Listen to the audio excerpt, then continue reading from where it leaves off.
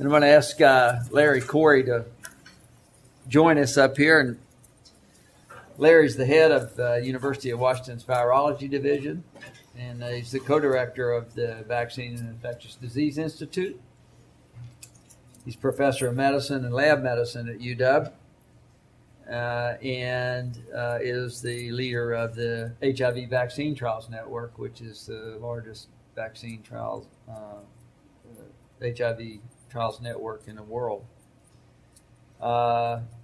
Larry's work in his labs includes studies dealing with pathogenesis, prevention, and treatment of HIV and herpes virus. He also does work with HSV infections and is looking for vaccines for both genital herpes and HIV.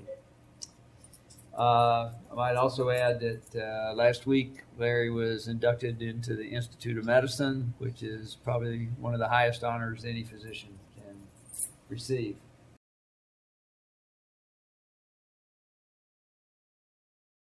Well, that's quite problematic, especially now when we're really starting, at least in the lab point of view. We do surveillance out of the Children's ER and SCCA that, we are on the upswing of the influenza epidemic. So getting vaccinated as soon as you can would be the first thing, and some form of social distancing. I was at a meeting in Washington with Maxine Hayes, who is our state epidemiologist.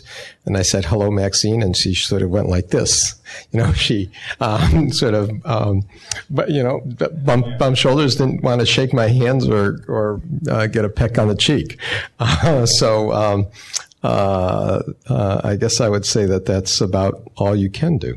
And I don't really have any practical information for you, and it illustrates the issues that how work policy and epidemics work. And so that is their approach, of course, is Tamiflu prophylaxis, which if someone got truly exposed, you could attempt, or to encourage sick workers to get onto Tamiflu. Yeah, I think, obviously this is a challenge. It's a down economy. I can speak for the SCCA, where I direct the infection control program, and it's a balance, right? You need healthcare workers to work, but at the same time, you don't want them to come in sick, especially at places that have very strong work ethics. People think, well, I'm indispensable. And I've had the distinct pleasure of having to go to tell people that they're actually not indispensable and kick them out of clinic. So, but I do actually think that there are some things you can do. So, I think one is obviously, again, make pleas for liberalization of sick policies. Because again, I think that there will be abuses, but in the end, we've shown here and other places that does lead to less absenteeism in the long run. If those pleas are not necessarily heard by management, and you need to sort of go to step two, I think that there are other ways to be sort of creative. When we look even in our healthcare institution, it turns out that 1/3 of our employees don't really have patient contact, but yet a lot of them are in our clinic building. So we looked at that and we said, well, there's a lot of buildings on campus. So do they all need to be in that building? And is there a way to sort of cohort sick workers who are moderately sick? Or maybe the other question which comes up is, if this is a 7-day illness, do people need to be out for 7 days? Or what if they start feeling a little bit better after 2 days? So what we did was we actually set up cubicles in a work area that were, as much distance as we could get while still packing people into a room, and said, if you're recovering but not completely better and you think you might be transmissible, if you look, I didn't show this graph, but if you look right now, there's essentially 3 viruses which are circulating in the community. There's the swine flu, there's rhinovirus, which is the common cold, and then there's something called metapneumovirus, which generally I think is more of an issue in younger kids and in patients without an immune system. So essentially right now, if someone is sick, they either have swine flu or they have rhinovirus. And, the common cold we're all going to be exposed to, and swine flu, again, so if you get a group of people that are all sick right now in the same room, chances that they'll spread it amongst themselves are low. and the chances that they won't spread it to other non-ill coworkers are high. So that's one example of a creative strategy, cohorting sick or recovering employees to keep them out of the sort of general circulation with other people in the workforce. So that can work depending on what you do. Obviously, if you're, a person who draws blood, it's harder for you to sort of not have direct contact with other people. But, there are creative ways of doing that. So we've done other things in our institution, do things like, again, you'll notice when you walk in here, there's hand hygiene stations. So again, I think that the more you can really get that out throughout your community and sort of change the culture, that helps. And telecommuting, again, I think for people who don't actually have to be on campus. And then as Larry was talking about, there have been studies where patients or populations at high risk for the virus ripping through the community can be given a prophylactic antiviral. And I think that, some places might have to start thinking about that if they have large numbers of indispensable personnel. So I think that there are some things you can do, but in general, I think that it starts with other things I'll just point out too that we've really worked on are liberal, not so much thinking about ways that people can have cooperatives to care for children. Because again, as Ira pointed out, these epidemics are almost always borne by children. And so sometimes what you see is that a child gets sick. It either, that child then can't go to work, can't go to school. The parents then have to stay home to take care of that child. They then get sick. And so what we're encouraging is people to think about ways to sort of cohort children who are sick. So within schools or other ways like that to hopefully maintain parents from being as well as long as possible. So I think that there are creative strategies. I think ultimately in the absence of a generous sick leave policy, it's hard. But I do think that some of those other strategies can be effective. I don't know if that's helpful.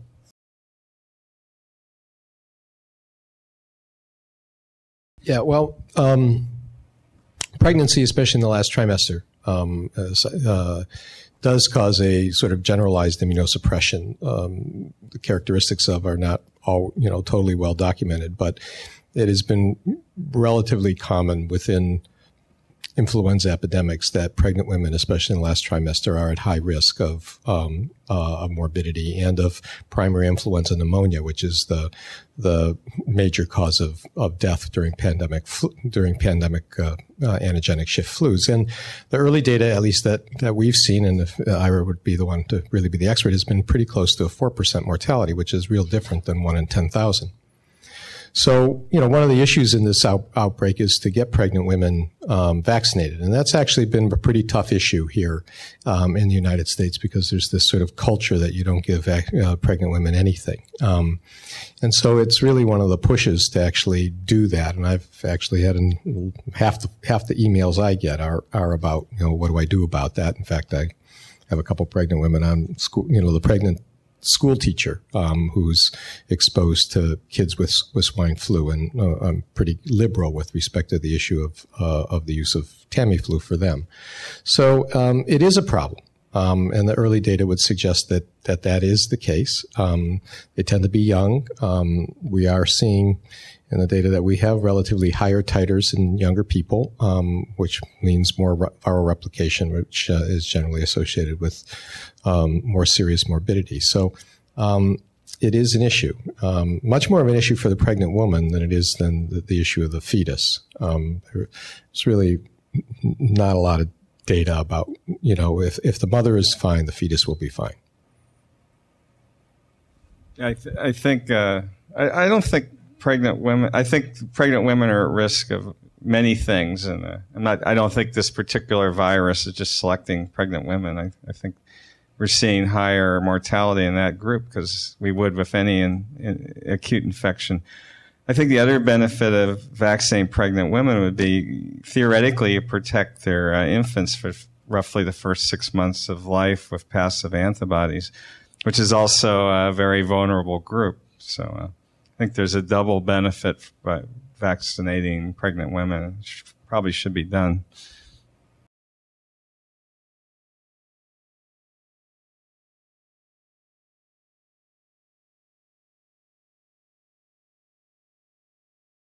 Well, I'd contend that the first statement is absolutely wrong. There have been a number of studies by the National Academy of Sciences, Institute of Medicine, and also one done in Canada and one done European, to show no associations between thimerosal and autism. And so we have, we have in our particular state a law that is, I'll go sort of say an irrational law, that, bans thimerosal, vaccines in our state. Had to get sort of semi-repealed in order to get any influenza vaccine. So the contention over the blogs that thimerosal is bad for a pregnant woman or is bad for anybody is just not corroborated by any objective scientific data.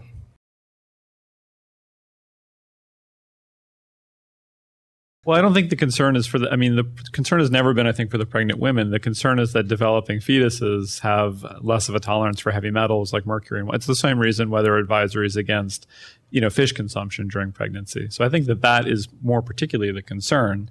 But again, I think that that's not founded. And again, most recently, the Washington State Department of Health has liberalized those guidelines so that recognizing, there's risks with everything in life, but I think that the risk of a pregnant woman not being vaccinated or protected against influenza is much higher than the risk of an adverse complication from exposure to thimerosal, if there is one at all.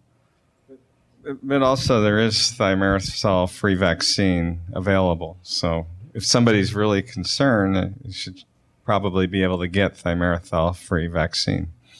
Of course, the live vaccine is thimerosal-free as well, but you can't give that to pregnant women. So that's another alternative for people who aren't pregnant, who or another contraindicated groups who don't want thimerosal that could get live vaccine.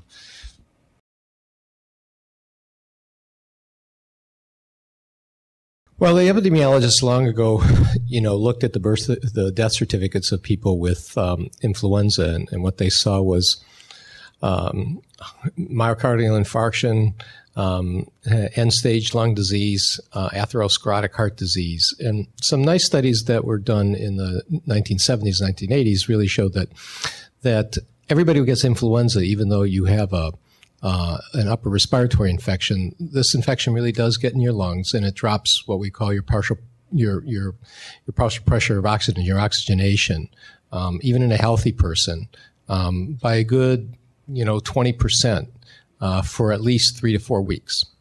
And so someone who already had heart disease would then have a myocardial infarction. So yes, there is an increase in pneumonia. There is an increase in deaths from infectious complications, secondary bacterial pneumonias. But the real mortality is really this sort of subclinical, essentially, pneumonia that one gets. We don't diagnose it as pneumonia, but it's a physiological shunting that occurs in the lung that then takes people who already have underlying vascular disease and makes them, someone who has heart disease and you have to pump for 2 or 3 weeks at a lower PO2, you end up getting a myocardial infarction. So the magnitude of that death is not just in pneumonia and influenza deaths, but in total deaths. And if you go back, that's why the high-risk groups are the people who have underlying, especially heart and pulmonary disease, because that's what it's all about.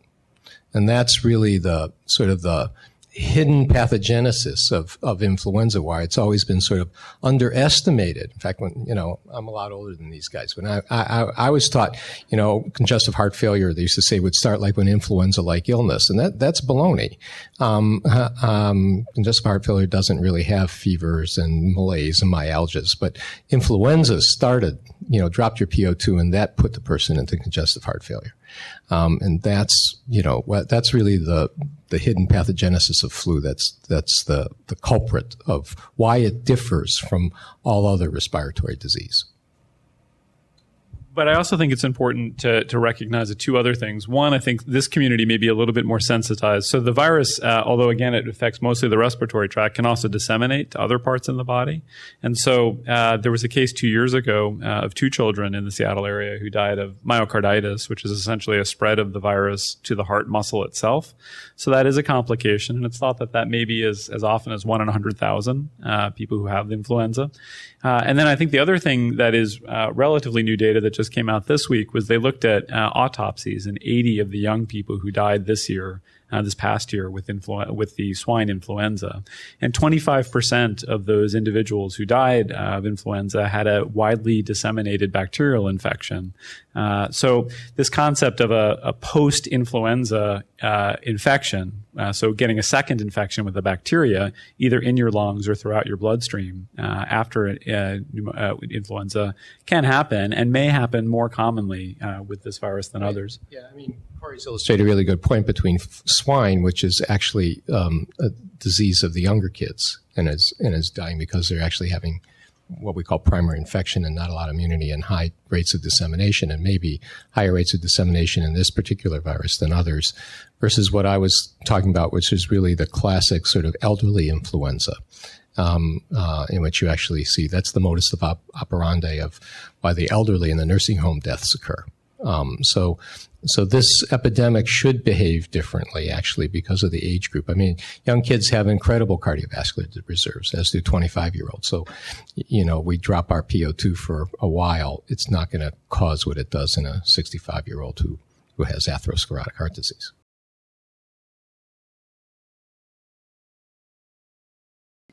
Closing the schools is the most expensive thing you can do economically, and not to mention the social disruption. We published a paper a couple of years ago on the cost effectiveness of these various strategies. Turns out vaccination is the most cost-effective thing you can do. But if I were controlling things, I would have not opened the schools. I would have waited until we had enough vaccine to mass vaccinate the school children, which should take us into October, vaccinate them, and then open the schools. But that's just me, and I have 2 children myself that someone would have to take care of, would be home. But that was not ever going to be a real coherent policy for a disease that's as more or less mild as this current pandemic is. If the case fatality rate were 1 in 1,000 or 1 in 500, you can be sure we would have done something like that. But it's not, and so it's not perceived as a great threat, and so we're not taking those extraordinary measures. So closing the schools is an extraordinary measure. So what happens in the spring, we did close some schools down, and Mexico closed everything down. And rightfully so, because they had a much higher case. It looked like a much higher case fatality ratio there, and nobody knew exactly what was happening. So it's really a societal decision. It's a function of how severe how virulent the virus is. And I think homeschooling is great if people have the time to do it.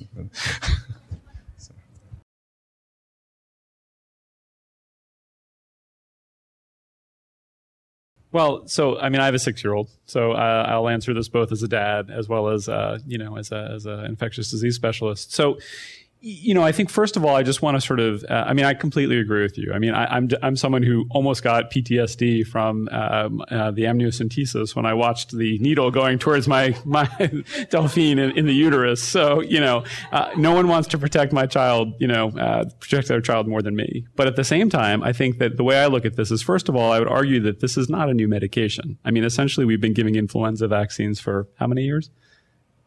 Longer than I've been alive.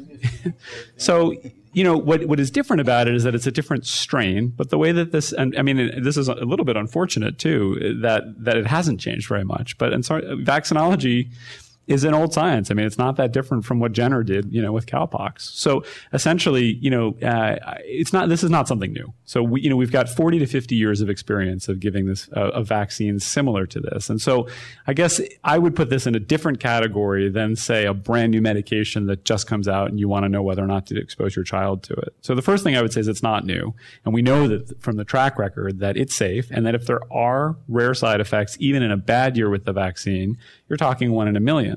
At the same time, the data that I showed you makes me think that the complications in people your child's age and my child's age are going to be much more common than 1 in a million. So when I look at that, and when I look at the scary data that suggests that, especially young people are very at risk for having a lot of severe complications of this disease, the neighborhood I live in, I mean, the child who died 2 years ago lived in my neighborhood. So my neighborhood is very sensitized to the fact that, that influenza can be very severe. So I think that of all the decisions that I make as an adult, I mean, I'll be honest with you, I'm taking my child with me to Africa next week. And one of the things I had to do is give her a vaccine for yellow fever. That caused me a little more loss of sleep because that vaccine, we have less knowledge of its safety. There's more theoretical concerns with it. I still did it. But, this I sort of see as a no-brainer. I mean, I sort of see it as, I hear this and I understand that we're in a state and in a culture where vaccines, we don't know, maybe people don't want to give them to their kids. But this to me seems, even if you're just an odds maker, it seems very straightforward. We have a long track record with influenza vaccines. They're safe. This one shouldn't really be any different. And we know that the complications can be severe. So. And I'm a grandfather. I have a 5-year-old and a 21-month-old, and I have instructed my daughter to get their swine flu vaccines ASAP. And if you're all, and I would honestly say I think the nasal mist vaccine for the 5-year-old is where you would go. I think it's a better vaccine and probably less complications of this issue of, quote, if you're worried about things you shouldn't be worried about, i.e., autism, et cetera, that the 21-month-old needs to, get the inactivated vaccine. But, this grandfather with unconditional love and would say, hey, get them vaccinated. Well, I want to say thanks for you guys coming tonight. And I would say also wash your hands. And be careful and be healthy. Thanks again.